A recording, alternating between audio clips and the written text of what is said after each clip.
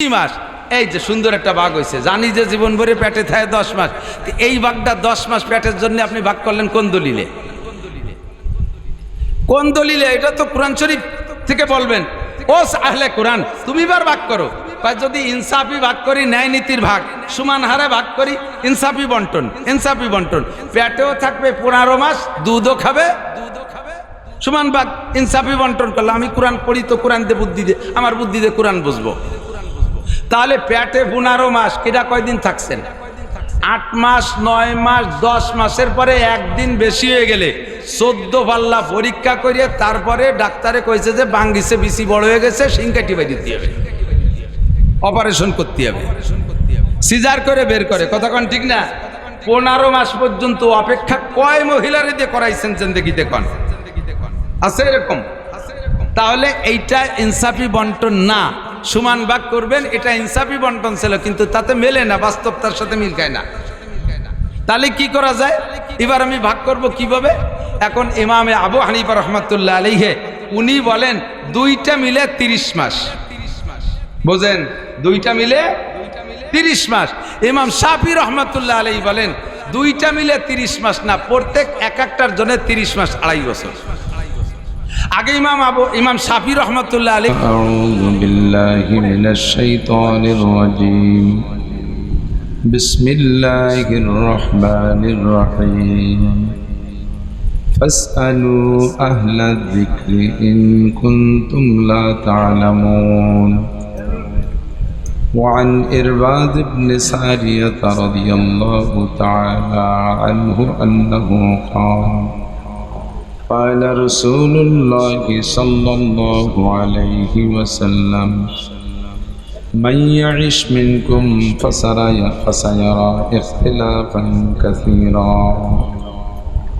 وعليكم بسنتي وسنة الخلفاء الراشدين المهديين إلى آخر الحديث أو كما قال عليه الصلاة والسلام سبحانك لا علم لنا إلا ما علمتنا إنك أنت العليم الحكيم جزى الله عنا محمدا ما هو أهله سبحان الله وبحمده سبحان الله العظيم رب اشرح لي صدري ويسر لي أمري واحلل عقدة من لساني يفقهوا قولي رب زدني علما اللهم أرنا الحق حقا وارزقنا اتباعه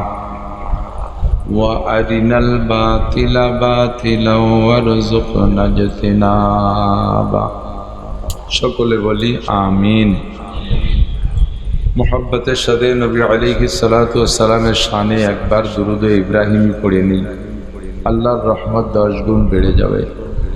আল্লাহুম্মা সাল্লি আলা মুহাম্মাদিন ওয়া আলা আলি মুহাম্মাদ কামা সাল্লাইতা আলা ইব্রাহিম ওয়া আলা আলি ইব্রাহিম إنك حميد مجيد اللهم بارك على محمد وعلى آل محمد كما باركت على إبراهيم وعلى آل إبراهيم إنك حميد مجيد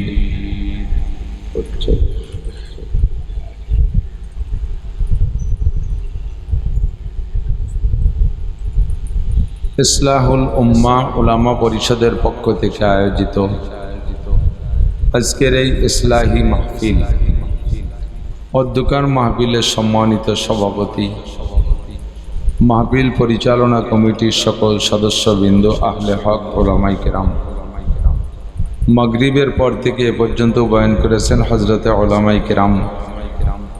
আমার আগে বয়ান করেছেন আমাদের বর্তমান সময়ের অত্যন্ত প্রিয় ব্যক্তিত্ব, বিশেষ করে উলামায়ে কেরাম এবং শিক্ষিত জনতার কাছে অত্যন্ত প্রিয়জন হযরতুল আল্লামা হযরত মাওলানা আরিফ বিন হাবিব সাহেব হাফিজাহুল্লাহ। তার বয়ানের পরে আর কাহারও বয়ানের আজকে চাহিদা থাকার কথা না। অবশেষে মোনাজাত হবে। আমাদের দেশের মানুষ এখনো আখেরি মোনাজাত, আখেরি দোয়ার যথেষ্ট ভক্ত। কাজেই সেই মোনাজাতের অপেক্ষায় হয়তো কিছু লোক বসে আছেন। আল্লাহ পাক রব্বুল আলামিন শেষ পর্যন্ত বসে থাকনেওয়ালাদের উপরে খাস রহমত নাজিল করুন। সবাই বলে আমিন। আমি এ মাঠে বহুবার এসেছি। মাঠটাকে এবং মাদ্রাসাটাকে আমার নিজেরই মনে করি, যার কারণে এখানে এসে সময় নিয়ে আমি কোনো বিড়ম্বনা করি না, যদি ব্যস্ততা না থাকে।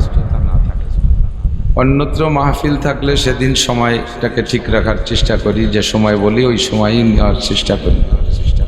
আজকে এসেছি আমি মাগরিবের সময়। ভাই আমাকে বলেছিলেন মৌলানা লিয়াকত আলী সাহেব, আপনার বয়ান ইশার পরে তারপরে আরিফ বিন হাবিব সাহেব বয়ান করবেন। তো আমি সেভাবে প্রিপারেশন প্রস্তুতি নিয়েই বসে আছি, কিন্তু আজকে ডাউলির মতো হয়ে গেছি। রান্না হয়েছে সবার আগে, খায় সবার পরে। মাছ গোশ ইত্যাদি দিয়ে পেট ভরে গেলে শেষে ডাউল দিলে কেউ খায় কেউ খায় না। মেহমানের যত্ন কেমন করতে হবে, মেহমান ও মেজবানের দায়িত্ব নিয়েই বুঝাইছে। আমি তো অবশ্যই মেহমান। যতই বলি এটা আমার মাদ্রাসা, আমি এখানকার কেউ। অবশ্যই আমি ভিন্ন জেলার মানুষ, ভিন্ন থানার মানুষ, অন্য গ্রামের মানুষ। আপনারা এলাকার মানুষ, আপনারা মেজবান, আমি মেহমান। আমার মেহমানদারিতে কি জরুরি? হাদিসে আসছে, মান কানা ইউমিনু বিল্লাহি ওয়াল ইয়াউমিল আখির ফালইউকরিম যায়ফা। যদি তুমি আল্লাহকে এবং আখিরাতকে বিশ্বাস করো, আমার দিক, যদি কেউ আল্লাহকে বিশ্বাস করো এবং আখিরাতকে বিশ্বাস করো, ফালইউকরিম যায়ফা, তাহলে তুমি অবশ্যই তোমার মেহমানকে সম্মান করো, মেহমানের ইজ্জত করো, মেহমানের এহতেরাম করো। তো ভাই সে কথাই বুঝাইছে দীর্ঘক্ষণ পর্যন্ত। অবশেষে আমি মেহমান হিসেবে আমার এহতেরাম হলো আপনারা এখানে আমার সাথে কিছুক্ষণ থাকা। নিশ্চয়ই কষ্ট হচ্ছে, অত্যন্ত গরম। আমি বেশি বিরক্ত করব না, আমিও সময় নষ্ট করব না। আমি জানি ফজরের আজান কয়টায়, আপনারা যারা আজান শুনিয়ে থাকেন তারা একটু বলবেন। যারা ঘুমায় থাকেন তারা তো জানেন না, তাদের মনে হয় যেন 9টার দিক, বেলা 9টার দিক ফজরের আজান। যখন ঘুম থেকে সজাগ হয় ওই সময় ফজরের ওক্ত। ফজরের আজান কয়টায় দেয়? 4টায়। তাহলে এখন বাজে 11:30। আমি যদি 12টা পর্যন্ত কথা বলি আধা ঘন্টা, এরপরে পিসা হুজুর দোয়া করতে করতে আর আধা ঘন্টা, 12:30। এরপরে বাড়ি যেয়ে খেয়ে দিয়ে শুইতে শুইতে বাজবে রাত 1টা থেকে 1:30 থেকে 2টা বেজে যাবে। অসময় ঘুমাইলে ঘুম আসে না। ঘুম যদি একবার আসে যায় আর ফ্যানের বাতাস থাকে, খুব মজবুত টাইট ঘুম এসে যাবে। আর একান্ত আল্লাহওয়ালা বুজুর্গ ছাড়া আমার মতো আদাবিদে ইমানদার যদি ওই টাইমে ঘুমায়, ফজরের আজান কানে ঢুকবে না। লাইথলিও ঘুমের থেকে উঠা কঠিন হয়ে যাবে, ঘুমের থেকে উঠাই কঠিন। তো যে মাহফিলের কারণে ফজরের নামাজ নষ্ট হবে, ওই মাহফিল হেদায়েতি মাহফিল না গুমরাহি মাহফিল? গুমরাহি মাহফিল। তো আমরা হেদায়েতের জন্য, ইসলাহের জন্য ডেকেছি। ইসলাহুল উম্মাহ, উম্মতের সংশোধনের জন্য এই সংগঠনটা। তো সংশোধন করতে যেয়ে যদি আরো নষ্ট হয়ে যায়, তাহলে এটা, এই নামটা যথাযথ হবে না, নামটা অযথা হয়ে যাবে, ঠিক না? এই জন্য আর বেশিক্ষণ কষ্ট দেবো না। মাত্র 2-4টে কথা পিসা হুজুরকে প্রস্তুত থাকার জন্য অনুরোধ করছি।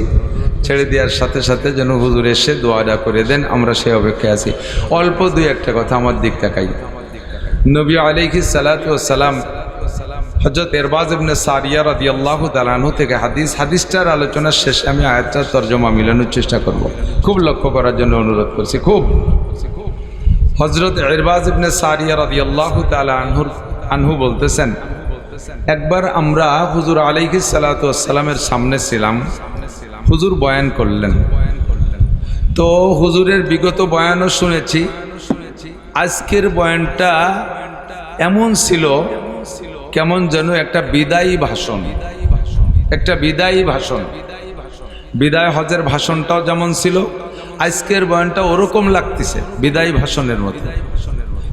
মানুষকে যখন বিদায় দেয়, আপনারা আব্বারা ছেলেদেরকে যখন বিদেশে যাওয়ার জন্য বিদায় দেন, অথবা মেয়েদের বিয়ের পরে মেয়েদেরকে যখন স্বামীর হাতে সপর্দ করে, তখন মা মেয়েকে ঘরে নিয়ে এই 14, 15, 16, 18 বছর লালন পালন করেছে, আজ থেকে স্বামীর ঘর করবে, শ্বশুর বাড়ি যাবে, তখন একটা আখেরি বক্তব্য দিয়ে দেয়, একটা শেষ নসিহাত করে দেয়, মা এভাবে চলিস, সেভাবে চলিস, শ্বশুররে আব্বা ডাকিস, শাউরিকে মা ডাকিস বা আম্মু ডাকিস বা আম্মা ডাকিস, স্বামীর সাথে সদ্ব্যবহার রাখিস, ইত্যাদি ইত্যাদি অনেক কিছু কথা, বিদায়ী কথা বলে দেয়।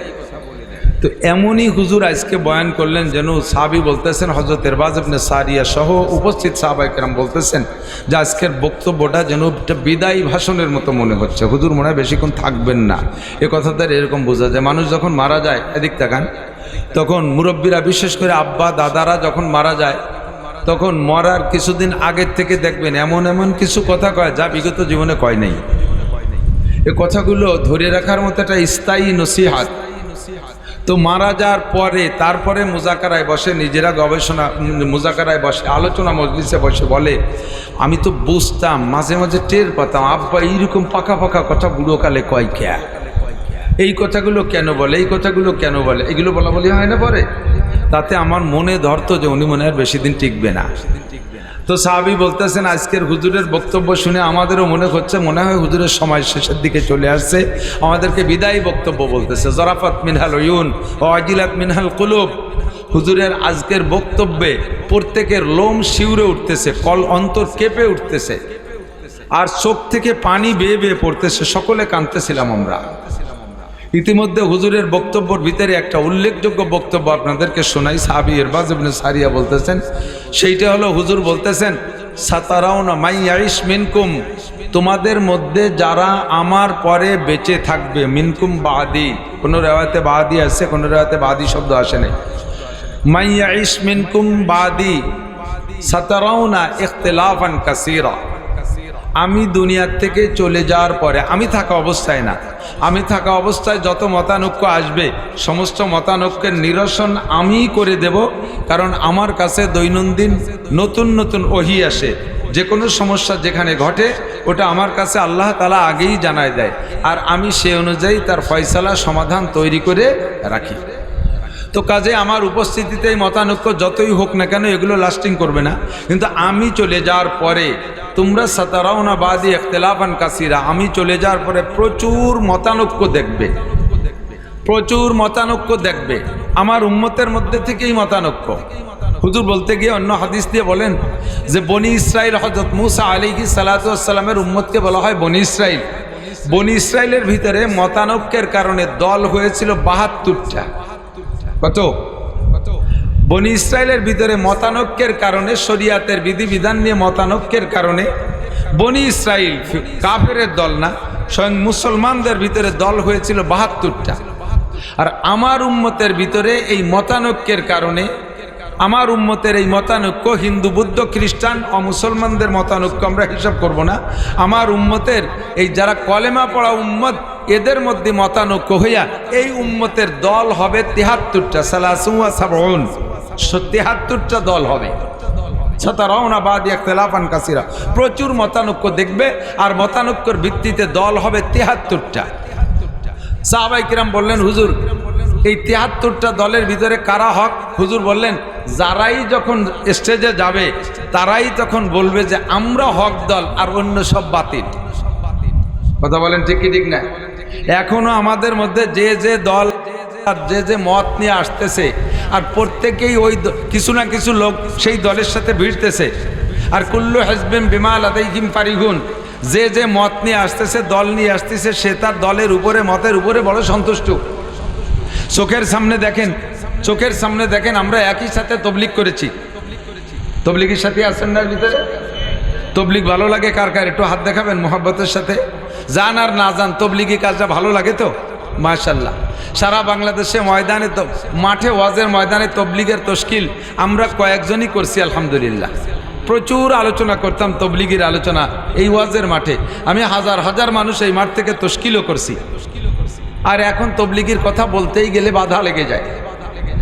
যেই মাঠ থেকে হাজার হাজার মানুষকে তবলিগ করে, তবলিগের জন্য তশকিল করে পাঠাইছি, ওই মানুষগুলো আমার তশকিলে তবলিগি যাইয়া ঘুরে আইসে এবার আমার ইমান সম্পর্কে সে মাপা শুরু করে যায়। আইসে আমার সম্পর্কে ফতোয়া দেয় নাসির হুজুরের ইমান নাই।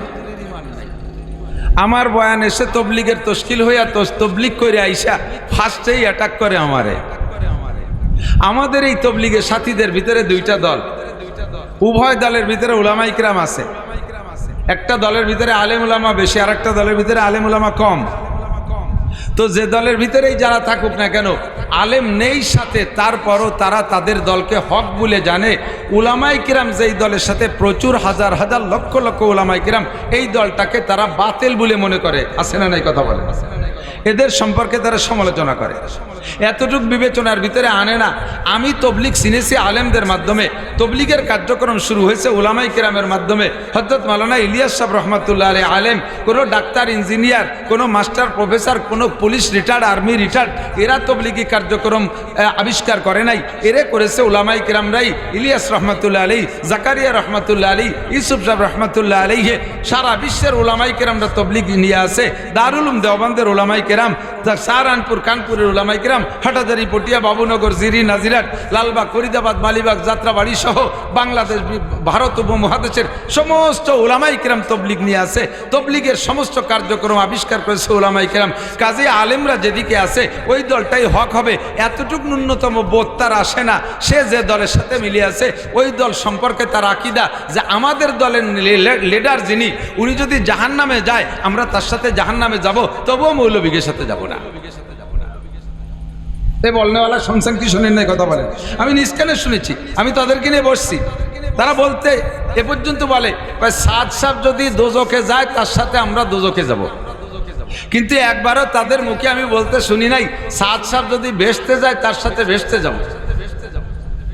সাদ সাহেব যদি ভেস্তে যায় তার সাথে ভেস্তে যাবো, এ কয় না, কয় সাদ সাহেব যদি দোজখে যায় তাহলে আমরা তার সাথে দোজখে যাব। তার মানে তাদেরও বুঝছে সাদ সাহেব দোজখে যাবে, কিন্তু বেশি মহব্বতের ঠেলায় ওনার সাথে দোজখে যাবে। মুরব্বীর একটা কথা কয়, এই মরার জন্য অত গলায় দড়ি নেওয়ার কথা কইস না। গলায় দড়ি নয় না, গলায় রশি। কয় যে একবার গলায় দড়ি নিয়ে মরার কথা কয় তারে দড়িতেই টানে, যে একবার বিষ খাইয়ে মরার কথা কয় তারে বিষই টানে। তাহলে আমরাও নিষেধ করি যে তোমরা তবলিগের এই সাবজেক্টে এ কথাটা পরিহার করো, ছাড়ো যে সাদ সাহেব যদি দোজখে যায় আমরাও যাবো, তাহলে দোজখেই টানবে। কথা কন না? উলামায়ে কিরাম যেদিকে আছে এই চোখের সামনে এমন করে দেখতেছেন, আমরা যাদের নাম বলি আর না বলি, মাজার পূজা, ভণ্ড, এটা সেটা যত ফেরকা আছে সমস্ত ফেরকাগুলো কিন্তু মুসলমানদের মধ্য থেকে, ঠিক না? যত ফেরকা আছে এগুলো সব মুসলমান। এখন গুনতে গেলে আমাদের চোখের সামনে সবগুলো নাই, কিন্তু সারা বিশ্বে বিভিন্ন জায়গায় ছড়িয়ে ছিটিয়ে আছে। এই ছড়িয়ে ছিটিয়ে থাকা দলের সংখ্যা হবে, হুজুর বলেন ৭৩ দল, আর প্রত্যেকেই বলবে আমরা হক। এবং প্রত্যেক দলের সম্পর্কে আর কোরআন শরীফে আছে, মাইয়াশু আন যিকরির রহমান নুকাইয়িজ লাহু শাইতানান ফাহুয়া লাহু কারিন। যখন মানুষ কোরআন সুন্নাহ থেকে সরিয়া ইসলামের দাবিদার হইয়া ইসলামের বক্তব্য দেয়, কোরআন খেয়াল দেখ, এই যুবকরা যারা আছে বেশি খেয়াল করো, কারণ বুড়োরা যে অবস্থায় আছে বুড়োরা ওই অবস্থায় গাই ধরে পড়িয়ে থাকে। বুড়োকে ওয়াজ করে নতুন দলে নীতি খুব কঠিন আছে। যারা কিয়াম করছে জীবন ভরে, একে যদি কিয়ামের বিপক্ষে বলি, কয় বাবা কিয়াম করতে করতে আমার আব্বা মরছে, দাদা মরছে, আমিও বুড়ো হয়ে গেছি, আর বুড়োকালের কিয়াম ছাড়ার কায়দা নেই, তোরা যা করিস করে বেড়াইকে খামি দিয়ে পড়িয়ে থাকে, নড়তেই চায় না। যুবকদেরকে দ্রুত দলচ্যুত করা সহজ হয়, যুবকদেরকে দলে নেওয়া সহজ হয়, যার কারণে যুবকদের পিছনে ওরা মেহনত করতেছে। আমিও যুবকদেরকে বলি এই ৭৩ দলের ভিতরে প্রত্যেক যে যখন আসে, এদিক খেয়াল করেন, সেই বক্তব্য দেয়। আর কোরআন আর হাদিসকে বাদ দিয়ে যখন ইসলামী বক্তব্য কেউ দিতে থাকে ইসলামের নাম নিয়ে, তখন তার সাথে সহযোগিতা করে মিস্টার ইবলিস। বলেন মিস্টার ইবলিস। আর ইবলিস আল্লাহ নিজেই বলেন, আমাইয়াশু আন যিকরির রহমান নুকাইয়িজ লাহু শাইতানান, যে রহমানের জিকির থেকে আলাদা হবে। শরীয়তের তাফসীরের ভিতরে লেখে, কিতাবের ভিতরে লেখে, যে ব্যক্তি রহমান থেকে বিচ্ছিন্ন হয় তার মানে সহি ইসলাম থেকে যে লোকটা বিচ্ছিন্ন হয়ে যায়, আল্লাহ কয় আমি তার থেকে রহমতকে সরাই নিয়ে যাই। আমার রহমতের নজর যখন তার থেকে সরে যায় তখন তার সাথে লেগে যায় শয়তান। আল্লাহ কয় নুকাইয়িজ লাহু শাইতানান, আমি তার জন্য শয়তান নির্ধারণ করি। তার মানে শয়তানকে আমি লীলাই দেই তা না, শয়তান নিজেই তার পিছে লেলে যায়। আর এমন আজিব বক্তব্য তার মুখ দিয়ে বের করে, এমন এমন আজিব আজিব যুক্তি তার জবান দিয়ে বের করে, এমন এমন আশ্চর্য আশ্চর্য প্রশ্ন তাকে দিয়ে ইসলামের উপরে করায়, যার প্রশ্ন সাধারণ উলামায়ে কেরামের দিয়ে কঠিন হয়ে যায়, এমন আজিব আজিব প্রশ্ন তাকে দিয়ে করায়, এমন নতুন নতুন কথা তাকে দিয়ে আবিষ্কার করায় দেয়, শয়তান এগুলো করায়। আর এভাবেই দলের সৃষ্টি হয়, আর যে যে দল নিয়েছে তার সেই দলটাই পছন্দ হয়, ভালো লাগে। তো হুজুর আলাইহিস সালামকে সাহাবায়ে কেরাম বলেন, হুজুর এই মুহূর্তে আমরা কি করতে পারি?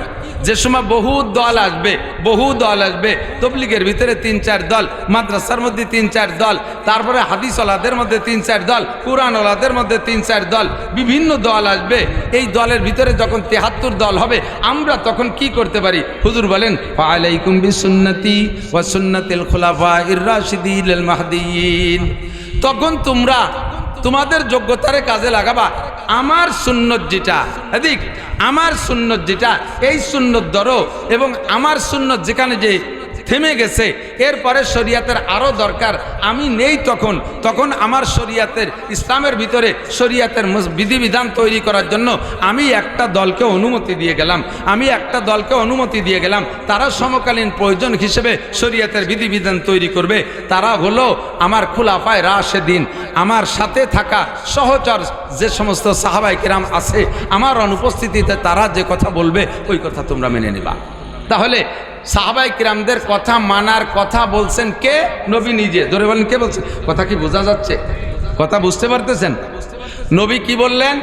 তোমরা এই মতানৈক্যের সময় আমার সুন্নাত দেখো। কার সুন্নাত? একটু বলেন, কার সুন্নাত? নবীর সুন্নাত।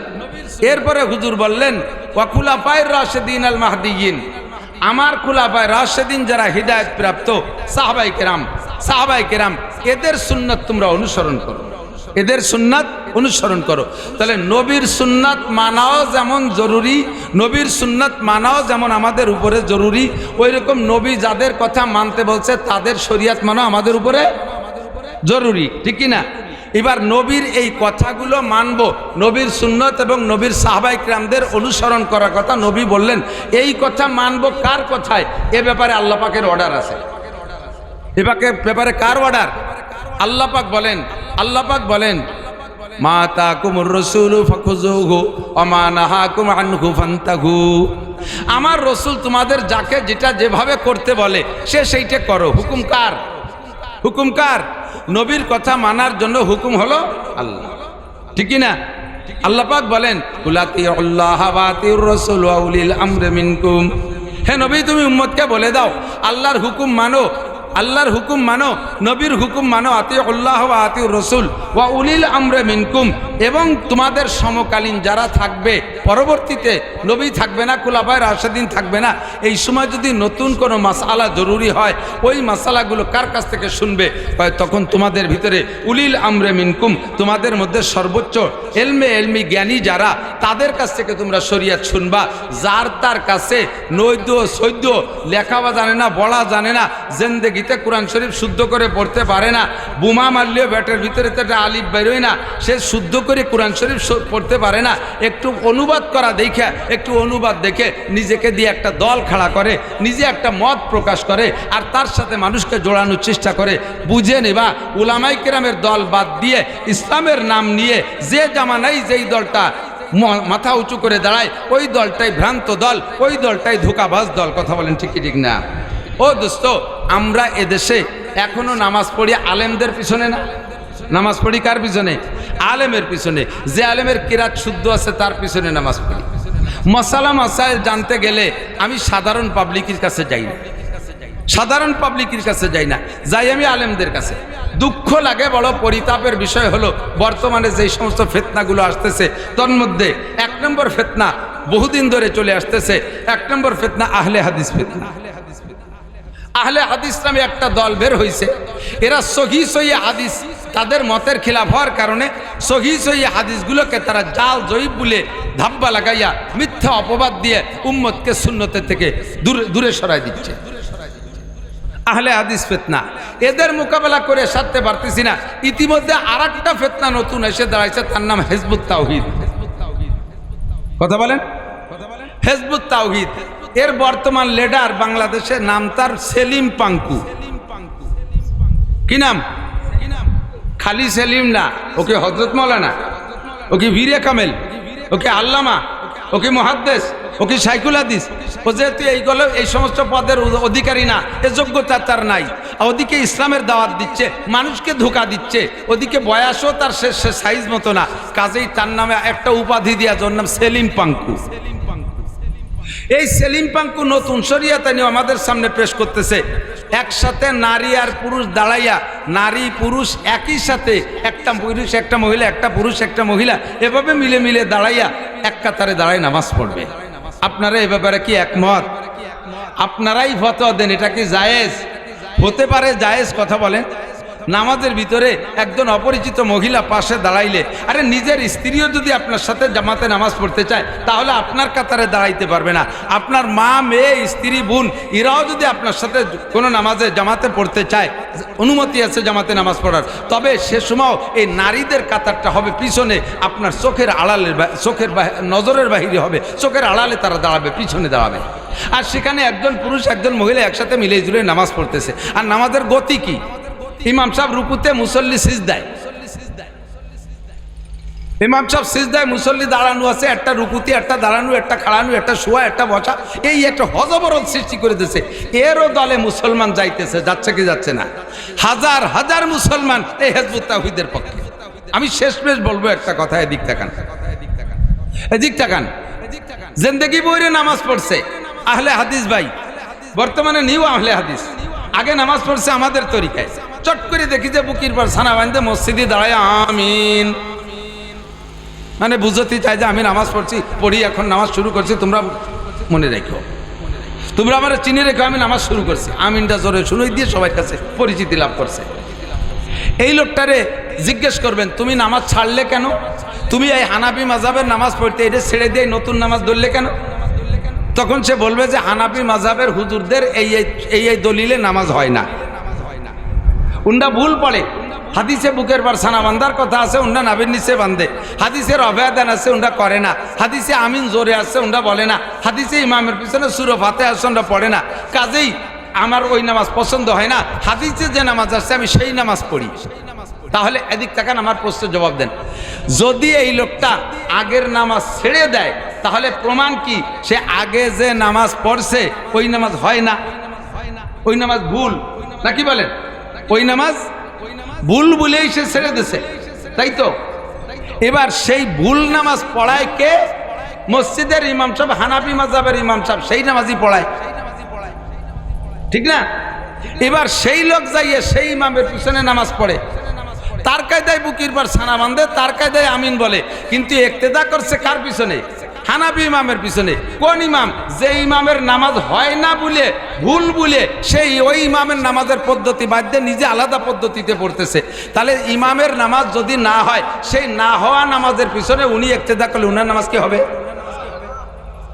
যারা আহলে হাদিস আছে তাদেরকে আপনি এই কথাটা বলে অ্যাটাক করবেন, যে ইমামের পিছনে নামাজ পড়তেছো ওই ইমামের নামাজের মতো তুমিও আগে পড়তে, ইদানিং সেই নামাজের সেই পদ্ধতির নামাজ ছেড়ে দিয়ে তুমি আলাদা পদ্ধতি ধরছো।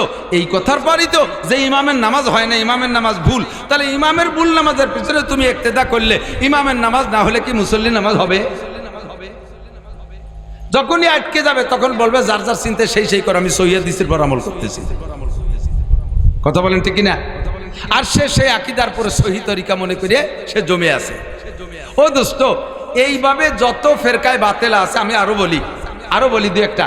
এই যে বর্তমানে আছে আহলে কোরআন, আহলে কোরআন যেই লোকটা আপনাদের কাছে নিয়ে আসছে, আহলে কোরআনের এই ফেরকাটা নিয়ে আসছে, আপনি তার কাছে কি জিজ্ঞেস করবেন? আপনার নিজেরই তো এলেম নাই, আপনি কতটুক জিজ্ঞেস করতে পারবেন? তার একজনকে নিয়ে আসেন, আমি তারে বলি তুমি কোরআন থেকে সমাধান দাও, কোরআন বুঝেই সমাধান দাও, তোমার যোগ্যতা বলেই তুমি সমাধান দাও। কোরআন শরীফে আসছে, আয়াত শোনেন, হামলুহু ওয়া ফিসালুহু 30 শাহরা। কখনো বলছি কিনা বলতেও পারি, বয়ানের মধ্যে শুনবেন। হামলুহু ওয়া ফিসালুহু 30 শাহরা, একটু বুঝতে হবে, খেয়াল করতে হবে। কোরআন শরীফের আয়াত।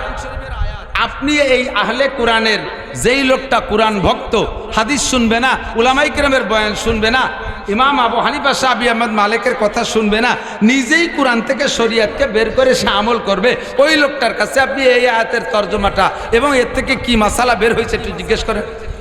আয়াতটা মনে রাখবেন, ওয়া হামলুহু ওয়া ফিসালু সালাসুনা শাহরা। একটা আয়াত যদি এটা মনে না থাকে তাহলে আপনি বলবেন ইযা কুনতুম ইলা সলাতে ফাগসিলু উজুহাকুম ওয়া আইদাকুম ইলাল মারাফিক ওয়ামসাউ বিরুসিকুম ওয়া আরজুলাকুম ইলাল কাবাইন। এই আয়াতের ভিতরে আল্লাহ তাআলা ওযু বলেছেন, ওযুর পরিমাণ বলেছেন, কোন অঙ্গ কতটুক ধুইতে হবে। তুমি এই আয়াতের থেকে কোরআন তো তুমি কোরআন বলা, কোরআন বোঝো, এই আয়াতের থেকে তুমি ওযুটার মাপ বলে দাও যে হাত কতটুক দেবো, মুখ কতটুক ধৌত করব, আমি মাথা কতটুক মসে করব, পাও কতটুক মসে করব। তুমি এই আয়াতের তরজমা থেকে আমাকে বের করে দেখাও, তুমি তাহলে কোরআন।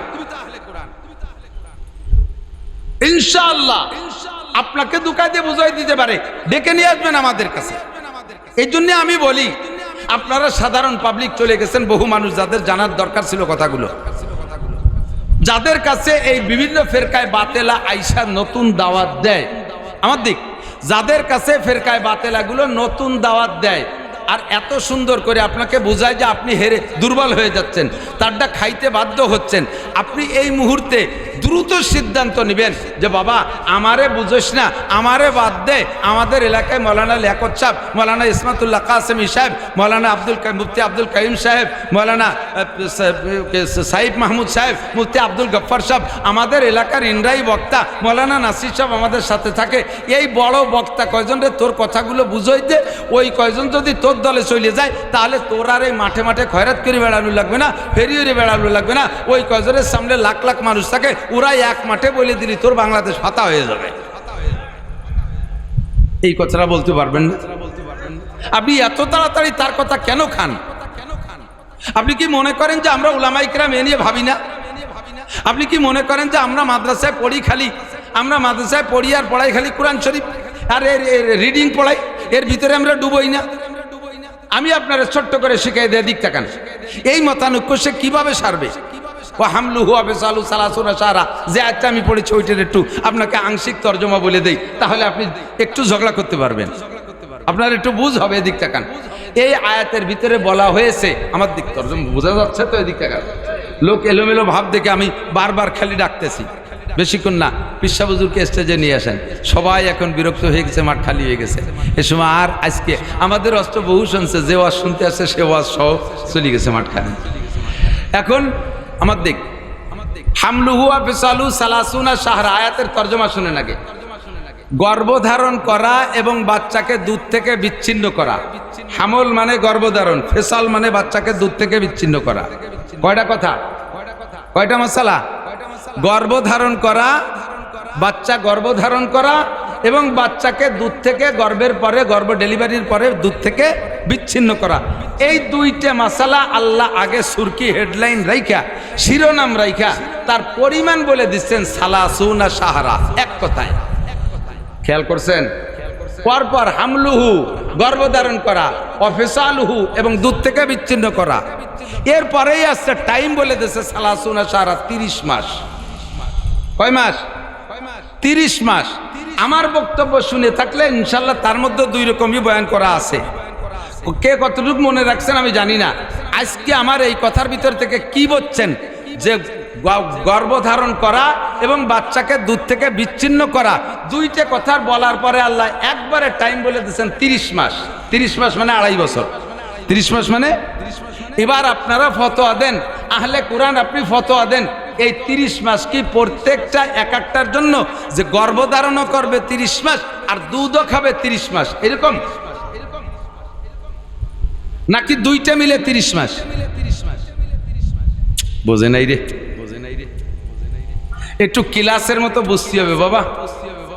আবার গর্ভধারণ করবে, গর্ভধারণ করা অর্থাৎ বাচ্চা পেটে রাখার টাইম এবং ভূমিষ্ঠের পরে দুধ খাওয়ার টাইম, এই দুইটা টাইম কত? 30 মাস। দুইটা টাইম কত? একবারে বললেন 30 মাস। এবার আপনি ফতোয়া দেন আহলে কোরআন, কোরআন থেকে আপনি ফতোয়া দেবেন, হাদিসের মধ্যে আপনি জাতি পারবেন না। বলেন আপনি ভাগ করে দেন টাইম, এ জায়গায় টাইম ধার্য করেন কি দুইটা মিলে 30 মাস 2.5 বছর, না প্রত্যেক এক একটার জন্য 2.5 বছর? আপনারাই দুই ভাগ হয়ে যাবেন, এই জায়গায় দাঁড়াইয়ে দুই ভাগ হয়ে যাবেন।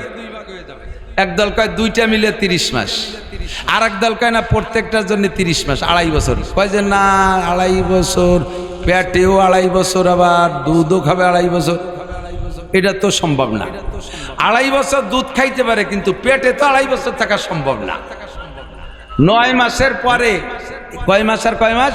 10 মাস আর 20 মাস। এই যে সুন্দর একটা ভাগ হয়েছে, জানি যে জীবন ভরে পেটে থাকে 10 মাস, এই ভাগটা 10 মাস পেটের জন্য আপনি ভাগ করলেন কোন দলিলে? কোন দলিলে? এটা তো কোরআন শরীফ থেকে বলবেন। ও আহলে কোরআন, তুমি এবার ভাগ করো। যদি ইনসাফি ভাগ করি, ন্যায় নীতির ভাগ, সমান হারে ভাগ করি, ইনসাফি বন্টন, ইনসাফি বন্টন, পেটেও থাকবে 15 মাস, দুধও খাবে, সমান ভাগ, ইনসাফি বন্টন করলে। আমি কোরআন পড়ি তো কোরআন দিয়ে বুদ্ধি দিয়ে, আমার বুদ্ধি দিয়ে কোরআন বুঝবো। তাহলে পেটে 15 মাস, কিরা কয়দিন থাকছেন? 8 মাস, 9 মাস, 10 মাসের পরে একদিন বেশি হয়ে গেলে 14 পাল্লা পরীক্ষা করিয়ে তারপরে ডাক্তারে কইছে যে বাঙ্গিছে, বিসি বড় হয়ে গেছে, সিংকাটি বাইরে দিতে হবে, অপারেশন করতে হবে, সিজার করে বের করে। কথা কোন ঠিক না? 15 মাস পর্যন্ত অপেক্ষা কয় মহিলারে দিয়ে করাইছেন জিন্দেগিতে? কোন আছে এরকম? তাহলে এইটা ইনসাফি বন্টন না, সমান ভাগ করবেন, এটা ইনসাফি বন্টন ছিল, কিন্তু তাতে মেলে না, বাস্তবতার সাথে মিল খায় না। তাহলে কি করা যায়? এবার আমি ভাগ করব কিভাবে? এখন ইমামে আবু হানিফা রহমাতুল্লাহ আলাইহি উনি বলেন 2টা মিলে 30 মাস। বোঝেন? 2টা মিলে 30 মাস। ইমাম শাফি রহমাতুল্লাহ আলাইহি বলেন 2টা মিলে 30 মাস না, প্রত্যেক একটার জন্য 30 মাস, 2.5 বছর। আগে ইমাম শাফি রহমাতুল্লাহ আলাইহি উনার কথার ব্যাখ্যা দিয়েছি। উনি 2.5 বছর কেন বললেন? যখনই উনি বলছেন যে 2টা প্রত্যেকটার জন্য 2.5 বছর, পেটেও থাকতে পারবে 2.5 বছর, দুধও খাবে 2.5 বছর, তো দুধ 2.5 বছর খাওয়া না 5 বছর খাক। অনেক বাচ্চা আছে যে বাছুরির মতো দৌড়ে বেড়ায় আর মারে দাবড়ায় ধরিয়া চামচ নিয়ে মা একটু দে, একটু খায়, 3, 4, 5 বছর পর্যন্ত দাবড়ায় খায়, ওটা আমরা বাদ দিলাম। কিন্তু পেটে থাকা 2.5 বছর, এইটা কতটা সম্ভব? বলার পরে ইমাম শাফি রহমাতুল্লাহ আলাইহি বলে, বাবা আরে তোরা তো অত অসম্ভব মনে করিস কেন? আমি নিজেই মায়ের পেটে ছিলাম 2.5 বছর। ইমাম শাফি নিজে মায়ের পেটে 2.5 বছর ছিলেন। তাই আর দলিল জানতে কোথায় যাও? আমি নিজেই দলিল, 2.5 বছর পেটে থাকা সম্ভব, আমি ছিলাম। সাহাবাদের ভিতরে 3-4টে রেফারেন্স উনি খুঁজে আনলেন যে 2.5 বছর করে বাচ্চা পেটে ছিল। কাজে আল্লাহ তাআলা এখানে 2.5 বছরের টাইম কেন বলছেন? কয় যে এই তর্জমা আপনি কেন বললেন? কয় যে মুমিনের ইজ্জতের দিকে লক্ষ্য করে আমি এই তাফসীর করছি। এক তো বাস্তব আছে, 2 নম্বরে মুমিনের ইজ্জতের দিকে। কি ইজ্জতের দিক থেকে? কয় ইজ্জত হলো একটা লোক বিয়ে করছে, আজকে বিয়ে করে স্ত্রীকে নিয়ে 1 নাইট, 1 রাত বাসর করছে, 1 রাত স্ত্রীকে নিয়ে স্বাভাবিক জীবন যাপন করে গেছে, বৈবাহিক জীবন। এই লোকটা কাল সকালে ফ্লাইট করে চলে গেছে বিদেশ। 2.5 বছরের ভিতরে যদি ওই লোকটা বিদেশের থেকে আসার আগে 2.5 বছরের মধ্যে যদি এই মহিলাটা একটা বাচ্চা ডেলিভারি করে, এই বাচ্চাটাকে বৈধ বলতে হবে, এই বাচ্চাটা হালাল, এর সম্পর্কে তোমরা কটূক্তি করতে পারবে না। আল্লাহ বলেছেন হামলুহু ওয়া ফিসালুহু, প্রত্যেকটা পেটে রাখা এবং দুধ থেকে বিচ্ছিন্ন করা উভয়টার জন্য 2.5 বছর করে সময়। কাজেই এই বাচ্চা তার কি বলে ওই বিদেশি পুরুষের মানে যে ছেলেটা বিয়ে করে গেছে তারই বৈধ সন্তান, সে 1 রাত স্ত্রীকে নিয়ে ঘর করে গেছে, ওই রাত্রে গর্ভধারণ করে গেছে, বাচ্চা পেটে রয়েছে 2.5 বছর। এটা ধরে নিবা মুমিনের ইজ্জতের দিকে তাকাইয়া। ইমামে শাফি রহমাতুল্লাহ আলাইহির ফয়সালা এরকম। ইমামে আবু হানিফা রহমাতুল্লাহ আলাইহি বলেন আমিও ইজ্জতের দিকে তাকাইয়া আমার ব্যাখ্যা বিশ্লেষণ কোরআন থেকে আমি বের করছি। পেটে থাকবে আল্লাহ পাক রব্বুল আলামিন। ইমাম শাফি বলেন যে আল্লাহ পাক সর্বোচ্চ টাইম বলছেন যে বাচ্চা পেটে থাকার সর্বোচ্চ টাইম 2.5 বছর, তবে সর্বনিম্ন টাইম কতটুকু? ইমাম আবু হানিফা বলেন আল্লাহ তাআলা এই আয়াতের ভিতরে বাচ্চা পেটে থাকা এবং বাচ্চাকে দুধ থেকে বিচ্ছিন্ন করার সর্বনিম্ন টাইম, সর্বকম টাইমটা আল্লাহ তাআলা বয়ান করেছেন। সেটা হলো যে বাচ্চা পেটে থাকার সর্বনিম্ন টাইম 6 মাস। কয় মাস? 6 মাসের ভিতরে যদি একটা মহিলা যদি একটা বাচ্চা ডেলিভারি দেয়, তাহলে ওই বাচ্চাটা সম্পর্কে, মহিলা সম্পর্কে কেউ কটূক্তি করলে, যদি কেউ মন্তব্য খারাপ করো, খারাপ ভাষা দাও, তাহলে তাকে হদ্দে কজব, তাকে অপবাদের শাস্তি গ্রহণ করতে হবে 6 মাসের পরে যদি একটা বাচ্চা দেয়। কিন্তু আমাদের সমাজে কি আছে, কোনো মহিলা যদি বিবাহের পরে 6 মাস পার হইতে হইতে, অর্থাৎ 6 মাস পূর্ণ করে যদি একটা বাচ্চা ডেলিভারি দেয়, এ সমাজের মানুষ ওই মহিলাটা সম্পর্কে কুধারণা করে কি করে না? যদি দাদি শাউরি আর নানি শাউরি থাকে, তারা যা কয় শুনি তো মাঝে মাঝে, কয় যে ওই তো আমি প্রথম দিন এই টের পাইছি, একেবারে খালি হাতে আসে নাই, কিছু নিয়ে আইছে। উনি টের পাইছে, উনি ছিল সে জায়গা। এরকম মন্তব্য করে কি করে না? হযরত ওমর ইবনে খাত্তাব, এদিক তাকান, হযরত ওমর রাদিয়াল্লাহু আনহু যখন খলিফাতুল মুসলিমিন, উনি স্টেজে বসা, উনি মসনাদে বসা, রাজপ্রাসাদে ওনার অফিসে বসা, ইতিমধ্যে একটা মেয়ে, একটা মহিলা, সারা গায়ে রক্ত, নিচের টুক রক্তাক্ত হয়েছে ডেলিভারির কারণে। ডেলিভারিতে রক্ত হয়, সেই রক্তে নিচের কাপড় ভিজে লাল, আর গায়ের উপরেরটাও রক্তাক্ত, এইটা লাল হয়ে গেছে মারির রক্তে। এইভাবে মায়ের খাইয়া মহিলাটা দৌড়াইতে দৌড়াইতে খলিফাতুল মুসলিমিন হযরত ওমরের সামনে এসে হাজির। ইতিমধ্যে পিছন দিয়ে একটা বড় জোয়ান, হাতে লাঠি আর পাথর, এক হাতে লাঠি আর এক হাতে পাথর নিয়ে দাওয়াইতে দাওয়াইতে আসে।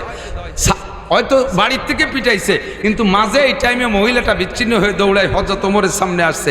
পিছন দিয়ে লোকটা আইসা ওমরের সামনে তো আর মারতে পারে না, কিন্তু বিশাল মিজাজ, জোয়ানও সেরকম। হযরত ওমর বোঝায় কি ব্যাপার, তোমরা ধাওয়াধাই করতেছো কেন? এই মহিলাটাকে, আর তুমি কে? তো ওই লোকটা বলতেছে খলিফাতুল মুসলিমিন, এই মহিলাটা আমার স্ত্রী। তাহলে কি অবস্থা, তুমি এইভাবে দাওয়ায় নিয়ে এসছো কেন? কয় যে ওটা জানিয়া, ওটা ব্যভিচারিণী। কি জিনা করছে, কি অপবাদ, কি অপরাধ? কয় যে ও আমার সাথে বিয়ে হয়েছে আজ থেকে মাত্র 6 মাস আগে। আজকে এই মহিলা একটা বাচ্চা ডেলিভারি দিয়েছে। হুজুর, আমাদের পূর্বপুরুষ ধরে জানা, আমাদের বহু সারা জীবন ধরে জানা আছে, এত 6 মাসের ভিতরে কোনো পূর্ণাঙ্গ বাচ্চা জন্ম হতে পারে না।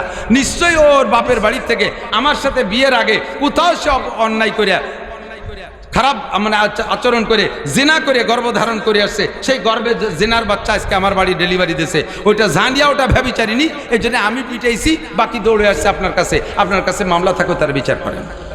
হযরত ওমরও তাৎক্ষণিকভাবে এই খবর শোনার সাথে ওনার সেন্টিমেন্ট গরম হয়ে গেছে, মিজাজি মানুষ তো, উনি সাথে সাথে ফতোয়া দিয়ে দিলেন এই মহিলাকে পাথর মেরে শেষ করে দেওয়া হবে। পাশে ছিলেন হযরত আলী রাদিয়াল্লাহু তাআলা। হযরত আলী বলতেছেন, খলিফাতুল মুসলিমিন, বিচার একটু আস্তে করেন। কেন? কয় যে কোরআন শরীফে আসছে, ওয়া হামলুহু ওয়া ফিসালুহু 30 শাহরা। আল্লাহ পাক বলেছেন গর্ভধারণ করার সর্বনিম্ন টাইম, বাচ্চাকে দুধ খাওয়ানোর সর্বনিম্ন টাইম, দুইটা টাইম মিলেই আল্লাহ তাআলা বলছেন 30 মাস। এবার 30 মাসের ভিতরে বাচ্চা গর্ভধারণ করার টাইম 6 মাস। এটা আমি ধার্য করছি কোরআন শরীফের অন্য আয়াত থেকে। আল্লাহ তাআলা বলেছেন, ওয়াল ওয়ালিদাতু ইউরদিনা আওলাদাহুন্না হাওলাইনি কামিলাইনি লিমান আরাদা ইউতিম্মার রাদা। যদি কোনো মা তার বাচ্চাকে পূর্ণাঙ্গ পূর্ণ পরিমাণ দুধ পান করাইতে চায়, পরিপূর্ণ দুধ পান করাইতে চায়, তাহলে হাওলাইনে কামেলাইনে 2 বছর পূর্ণ দুধ পান করাইতে পারবে। দুধ পান করানোর জন্য কোরআন শরীফের অন্য আয়াতের দ্বারা আল্লাহ তাআলা 2 বছরকে ভাগ করে নিয়ে গেছেন, অর্থাৎ 24 মাস। কয় মাস? 24 মাস। দুধ খাওয়ানোর জন্য যদি 24 মাস চলে যায়, তাহলে পেটে থাকার টাইম থাকে কয় মাস? 6 মাস। আজ কাজেই এই মেয়েটা 6 মাস পরে যেহেতু বাচ্চা ডেলিভারি দিয়েছে, আল্লাহর কোরআনে তারে বৈধ সন্তান ঘোষণা দিয়েছে। ও খলিফাতুল মুসলিমিন, আপনি এই মেয়েটাকে কেন পাথর মারি মারবেন? হযরত ওমর রাদিয়াল্লাহু আনহু চেপে গেছে, হযরত আলীর ফতোয়ায় থামিয়ে গেছে। উনি সাথে সাথে বললেন, লাউলা আলিয়ুন লাহালাকা ওমর। আজকে যদি আমার পাশে আলী না থাকতো, তাহলে আমি ওমর এই ভুল ফয়সালা দিয়া আমি আজকে ধ্বংস হয়ে যেতাম। একটা নিরপরাধী মহিলাকে মারিয়ে দিয়ে আমি কিয়ামতে কাঠগড়ায় দাঁড়াইতাম।